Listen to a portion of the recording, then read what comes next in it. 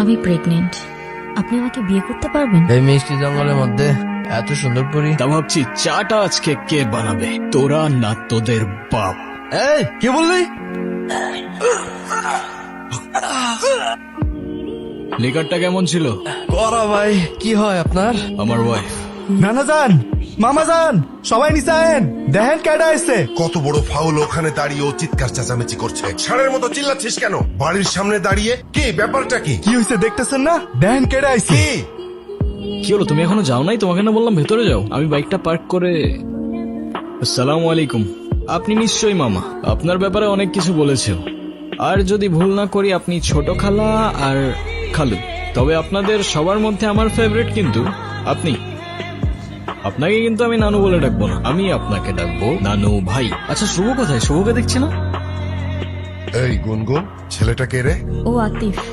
আমরা একে অপরকে ভালোবেসে বিয়ে করেছি। দেখছেন ভাইজান, আপনার আদরের ভাগ্নি খানদান বংশের পরিচয় না জেনে একটা ছেলেরে বিয়ে করে আনছে। হাব্বাজান, আপনি কিছু বলেন না কেন? ঠিকই তো, এই শুভ কাজটা একা করলি কেমনে? সাহস পেলি কিভাবে?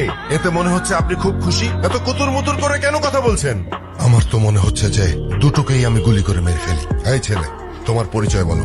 আমি আতিফ, আতিফ খান। নামের সাথে খান মিশালেই কি খানদান হয়ে যায় নাকি? কি কাজ করো তুমি? করি তো অনেক কিছুই, এখন কোনটা রেখে কোনটা বলবো? আচ্ছা ঠিক আছে, তুমি একটা বলো। এই তো আমি অনলাইনে। কি অনলাইনে কাজ করো তুমি? অনলাইনে তুমি কি করো? জুয়া খেলো নাকি মলম বিক্রি করো? আরে না না, আব্বা, আমি আমার ভাগ্নিকে ঢাকায় পাঠিয়েছি কেন? লেখাপড়া করাতে, তাই না? ও বড় বড় ডিগ্রি নিয়ে আসবে, সনদ নিয়ে আসবে। ও কি এনেছে? হ্যাঁ এনেছে, একটা কিছু তো এনেছে। ও বাড়িতে একটা বনশিয়াল নিয়ে এসেছে। তোমরাই তো চেয়েছিলে আমি বিয়ে করিনি, তাহলে এখন কেন সরগর পাকাচ্ছ? আমি তোমাদের পছন্দ মতো বিয়ে করিনি, তাই বলে আমার জামাইকে এইভাবে অপমান করবে? একদম ঠিক হচ্ছে না নানু ভাই। এইসব একটু একটু হয়। নাচ জামাই রে, উপরে আয়। যা হবার তা তো হয়েই গেছে। গুনগুন তার পছন্দ মতো বিয়ে করেছে, এতে রাগ করার কি আছে? তুমি রাগ করো, অভিমান করো, এতে ওদের কিছু আসবে যাবে না। তুমি কেন ব্যাপারটা বুঝতে পারছো না? এই ছেলে একজন ডিজিটাল জুয়ারি। ওদের কাজ হচ্ছে বড় লোক ঘরের মেয়েদেরকে খুঁজে বের করা, তারপর তাদেরকে টার্গেট করে। শুধুমাত্র টাকার লোভে এই ছেলে আমার ভাগ্নিকে বিয়ে করেছে। কোত্থেকে আসে তোমার মাথায় এসব বুদ্ধি? আমি তো বুঝতে পারি না। আমার ছেলেটাকে দেখে এত খারাপ কিছু মনে হয়নি। গুনগুন এই ছেলের সাথে ভালো থাকবে, তাতে তোমারও ভালো, সবারই ভালো।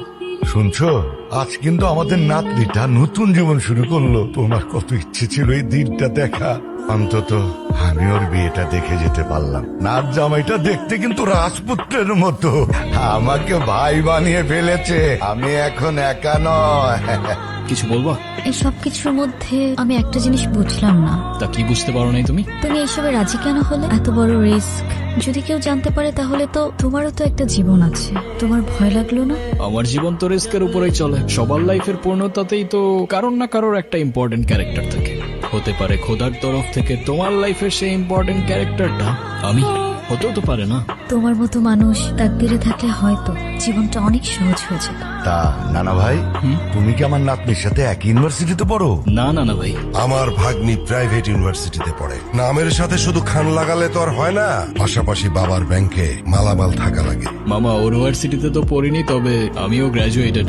সফটওয়্যার ইঞ্জিনিয়ারিং শেষ করেছি। যদিও আমি বলবো না, তবে you guys can call me engineer. বেশ ভালো। আবা, বেশ ভালো বললে হয়ে যাবে?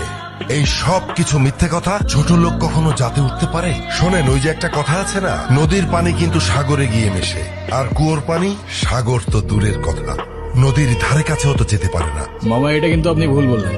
সাগরের পানি যতই হোক না কেন, শেষ পর্যন্ত তৃষ্ণা মেটাতে কিন্তু আপনাকে ওই ছোট্ট কুয়োর কাছেই আসতে হয়। কি এক জবাব দিয়া হয় মেরা ভাই। কি ব্যাপার বাবা, তুমি খাচ্ছ না কেন? খাও। আমাকে বল না দেওয়া পর্যন্ত আমি কিছু খাবো না। আবার বল, খাওয়ার সময় বল, চুপচাপ ভাত খা। তুমি নাকি ঠিক মতো পড়াশোনা করো না? আমার আর পড়াশোনা করতে ভালো লাগে না। পড়াশোনা করতে ভালো লাগে না তো কি করতে ভালো লাগে? ক্রিকেট খেলতে ভালো লাগে। তুমি যদি ভালো করে পড়াশোনা না করো, তুমি বড় হয়ে ক্রিকেট খেলবে কিভাবে? কেন? কারণ খেলার মাঠে তো ব্রেইন চাই। তাহলে এখন আমি কি করব? এখন থেকে প্রতিদিন ঠিক মতো পড়াশোনা করবে। পড়াশোনা মানে কিন্তু শুধু বই মুখস্থ করা না। পড়াশোনা মানে তোমার স্বপ্নের জন্য নিজেকে তৈরি করা। তুমি যদি আমাকে কথা দাও যে তুমি এখন থেকে ঠিক মতো পড়াশোনা করবে, তাহলে যাও। আমি যে কবে বড় হব? বড় তো সেদিনই হবে যেদিন নিজের কষ্ট চেপে অন্যকে সাহস আর সাথ দিতে শিখবে। ওর সাথে একটু গল্প গুজব কর না। আমি যখন জামাই ছিলাম তখন আমাকে তো নানির পরিবার মাথায় করে রাখতো। তার তো কারণ ছিল আব্বা, সেটা আপনি খুব ভালো করে জানেন। আপনি তো ওর মতো কোনো সাধারণ পরিবার থেকে আসেননি। আমাদের বংশের মান মর্যাদা, ধন সম্পদ, নাম ডাক এসবের একটা ব্যাপার ছিল। আমার না আপনার জন্য খুব আফসোস হচ্ছে মামা। আমি যতদূর বুঝতে পারলাম আপনার কাছে খানদান, প্রপার্টিজ, নাম ডাক এসব কিছু ইম্পর্টেন্ট। আমার ভাগ্নিকে তো বিয়ে করেছো, তা বউকে কি খাওয়াবে? সকাল বেলায় এক বাটি প্রেম আর রাতের বেলায় এক বাটি ভালোবাসা। আরে মামা, আমারই তো বউ, কতটুকুই বা খাবে বলেন? আর তারপরেও যদি কম পড়ে যায়, একজনেরটা না হয় দুজনে ভাগাভাগি করে নেব। যে সমস্ত মানুষের পকেটে টাকা থাকে না, তারা সব সময় এই সমস্ত ফালতু কথা বলে। আপনি যেমন আপনার ভাগ্নিকে একটা লাক্সারিয়াস লাইফস্টাইল দিয়েছেন, সেটা একটা কৃষক কিন্তু তার সন্তানদের দিতে পারে না। তার মানে কি সে তার সন্তানদের ভালোবাসে না? আমি জানি আমার কথাগুলো আপনার মানতে একটু কষ্ট হবে, তবে বিশ্বাস করুন, কৃতজ্ঞতা আর সম্পর্কের মূল্যতেই থাকে ভালোবাসার পারফেকশন। তোমার পরিবারে কে কে আছে? একটা অ্যাক্সিডেন্টে সবাই চলে যায়, তারপর আমাকে রেখে আসা হয় এতিমখানাতে। সেখান থেকে অবশ্য একজন ভদ্রলোক আমাকে নিয়ে গিয়েছিলেন, বেশ ভালোই বাসতেন আমাকে। তার কিছুদিন পর সেও চলে গেলেন, তবে সাথে থেকে গেল তার রেখে যাওয়া ভ্যালিউজ আর এডুকেশন। আর আমার নিজের একটা রেস্টুরেন্টও আছে। আমি বিশ্বাস করি যে জীবনে টাকা দিয়ে সুখ কেনা যায় না, যদি না সেই সুখ তাকদিরে লেখা থাকে। এটা আমার সবচেয়ে প্রিয় জায়গা। ছোটবেলায় এখানে বসেই আকাশে ঘুড়ি খুঁজতাম, আর যখনই মা বাবার কথা মনে পড়তো একা একা বসেই কাঁদতাম। প্রথমবারের মতো যখন তোমার বাড়িতে ঢুকলাম না, সবাইকে দেখে কেমন যেন অদ্ভুত লাগছিল। অদ্ভুত কেন? কারণ আমি কখনো কল্পনাও করিনি যে একটা বাড়ির ভেতরে ঢুকলে এমন নতুন একটা দুনিয়া খুলে যেতে পারে। তোমার মামা যতই রাগ দেখাক, আমার কেন যেন মনে হয় তোমাকে অনেক ভালোবাসেন উনি। নানু ভাই যখন চোখে চোখ রেখে ভাই বলে ডাকেন, তখন মনে হয় আমি আর একা নেই। আমি তো শুধু অভিনয়ের নামে এসেছিলাম, এখন অভিনয় করতে করতে যে আমি তোমার পরিবারের মায়ায় পড়ে যাব, সেটা আমি বুঝতে পারিনি। একটা ভয় আগুনের মতো করে আমার বুকের মধ্যে চেপে বসে আছে। এই আতিফ ছেলেটাকে আমি যত দেখছি, ততই যেন মনে হচ্ছে ওর চোখে মুখে অনেক কথা আছে, কিন্তু কথাগুলো মুখ দিয়ে বলছে না। ভালো মানুষ চোখেই কথা বলে, মুখে বলে না। আতিফ যদি ভালোও হয়, তবু তো ভয়টা আমার রয়ে গেছে। আমার বোনকে আমি আমার চোখের সামনে নিঃশেষ হয়ে যেতে দেখেছি। গুনগুন যদি সেই একই ভুল করে, এই আতিফ ছেলেটা যদি গুনগুনের বাবার মতো গুনগুনকে ছেড়ে চলে যায়, গুনগুন হয়তো একসময় মেনে নেবে, আমি মানতে পারবো না। আমাদের তো কোনো সন্তান নেই, ওই আমাদের সন্তান। তুমি যদি ভয় থেকে ওকে দূরে সরিয়ে দাও, তাহলে সেই পুরনো ঘটনার আবার পুনরাবৃত্তি হবে। যদি ওকে কাছে টেনে নাও, তাহলে তো এমনও হতে পারে পুরনো ঘটনার আর পুনরাবৃত্তি হবে না। তোমার কথা শুনে এখন মনে হচ্ছে যে ভয়কে জয় করার সময় বোধহয় চলে এসেছে। এই কে আপনি? আমি রাফিজ, গুনগুনের বয়ফ্রেন্ড। ছেলেটা কি বলছে এ সমস্ত? ও ঠিকই বলেছে, আমি গুনগুনের কিছুই না। আমাদের বিয়ে হয়নি, আর এতদিন যা ছিল তার পুরোটাই ড্রামা। গুনগুন রাফিজকে ভালোবাসে। যখন আপনারা গুনগুনের জন্য বিয়ে ঠিক করতে ব্যস্ত ছিলেন, ও কার সঙ্গে ভবিষ্যৎ করবে তা খুঁজতে ব্যস্ত ছিলেন, তখনও লড়ছিল একা। তবুও আপনাকে কিছু বলার সাহস করতে পারেনি, কারণ ও জানে আপনি ভালোবাসায় বিশ্বাস করেন না। আর তাই সেদিন আমি এসেছিলাম। আতিফ, আমি তোমাকে মিথ্যে বলেছিলাম, আমি প্রেগনেন্ট না। এই মিথ্যেটাও তো তোমার ভালোবাসার মানুষকে পাওয়ার জন্যই বলেছিলে না? তুমি তাকে পাওয়ার জন্য কোনো কিছুই আর বাদ রাখলে না গুনগুন, আর তাই হয়তো তোমার তাকদির আজ তাকে তোমার কাছে এনে দিয়েছে। আমার জন্য তোমার অনেক কিছুই ফেস করতে হয়েছে। তুমি চায়না থেকে চলে কেন এলে? চায়না গিয়ে এবার কি হয়েছে জানো? আমার নতুন কিছু বায়ারের সঙ্গে পরিচয় হয়। ওরা তো বাংলাদেশে ব্যবসা করতে আগ্রহী, এর জন্য ওরা পার্টনার খুঁজছে। ওদের সঙ্গে যদি আমি ইনভেস্ট করতে পারি, তাহলে আমার ফিউচারের জন্য খুবই উপকার হবে আর কি। তোমার মামার তো অনেক সম্পত্তি, মানে টাকা পয়সা আছে আর কি। তোমার মামা কি তার ভাগ্নিকে খালি হাতে বিয়ে দিবে? তুমি ফিরেছো ঠিকই, কিন্তু ফিরেছো নিজের জন্য, ভালোবাসার নামে নিজের স্বার্থ নিয়ে। কি বলতেছো তুমি এসব? আর এসব কিচ্ছু না। তোমার মুখ থেকে আর একটা শব্দ না। আজ আমার নিজের উপর রাগ হচ্ছে। আমি তোমাকে ভালোবেসেছিলাম। তুমি জানো আমি তোমার জন্য কি কি করেছি? তোমার জন্য আমি আমার ইচ্ছের বিরুদ্ধে গিয়ে আমার ফ্যামিলির সাথে মিথ্যে নাটক করেছি। আর আতিফ, তার তো আমার কাছে কোনো চাওয়া পাওয়া ছিল না, তবু আমার জন্য, আমার সম্মানের জন্য সে এই বাড়িতে এসেছে। যে মানুষটা আমার জন্য এত কিছু স্যাক্রিফাইস করলো, তাকেই আমি মিথ্যা বলেছি, আর সেটাও শুধুমাত্র তোমার জন্য। আর আজ তুমি এসেছো, সাথে করে নিয়ে এসেছো টাকার হিসেব, ব্যবসার প্রজেক্ট। এটা নতুন কিছু না। তুমি যখনই আসো তখন ভালোবাসা নয়, তোমার দরকার নিয়ে আসো। তোমার আতিফের কাছে যাও, তোমার প্রেম ভালোবাসা সব তার সাথেই মানায়। একই বাড়িতে থাকো, একই ঘরে থাকো, না জানি কি কি হয়েছে এর ভেতরে।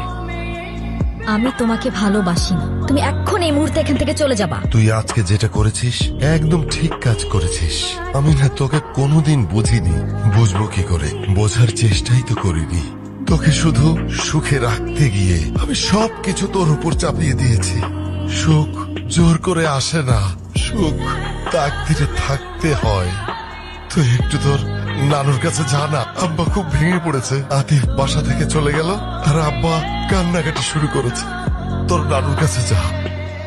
তুই কষ্টে আছিস জানতাম, কিন্তু এতটা বুঝতে পারি নাই রে বোন। ভালোবাসা মানে শুধু পাশে থাকা না, ভালোবাসা মানে তুই হাসলে তার প্রাণটা হাসে, আর তুই কাঁদলে সেও ভেঙে পড়ে। ওর চোখে যে কি মায়া ছিল বোন, সেই চোখ কখনো মিথ্যা বলতে পারে না। ও শুধু তোকে চাইনি, তোকে রক্ষা করেছিল, তোকে আগলে রেখেছিল নিজের সবটুকু দিয়ে। আমি ওর সাথে অন্যায় করেছি নানু ভাই। ওর হৃদয়টা আমি ভেঙে দিয়েছি। যে মানুষটা আমার জন্য এত কিছু করলো, তার বিশ্বাসটা আমি হারিয়ে ফেলেছি। ভালোবাসা হারায় না রে বোন, জায়গা বুঝে লুকিয়ে পড়ে। তাকদিরে লেখা থাকলে ওরে ঠিকই পাবে। যা কিছু সত্য তা ফিরে আসে, সময় নেই। তুমি এখানে? আজকে তো আমাকে কারো চোখেই পড়ছে না, অথচ এই মানুষটাই আমাকে দেখেছিল। তার ক্যামেরার লেন্সে নয়, তার হৃদয়ের গভীরে থাকা লেন্সে। সে দেখেছিল এমন ভাবে যেভাবে দেখা যায় দুপুরের মায়া ভরা রোদ, যেভাবে অনুভব করা যায় না বলা ভালোবাসা। আমি ছিলাম হয়তো তার ফ্রেমের বাইরের কেউ, তবু সে আমায় রেখেছিল তার গল্পে। দেখেছিল এমন ভাবে যেভাবে দেখে শুধু সেই, যার চোখে ভালোবাসা জন্ম নেয় নিঃশব্দে নিঃস্বার্থে। এই তুমি এই কথাগুলো কিভাবে জানলা? এখন আর এসব জেনেও কি? সে তো তার তাকদিরে লেখা মানুষকে পেয়েই গেছে। আমি তো শুধু একটা ছায়া ছিলাম, আলো তো ছিল অন্য কারোর জন্য।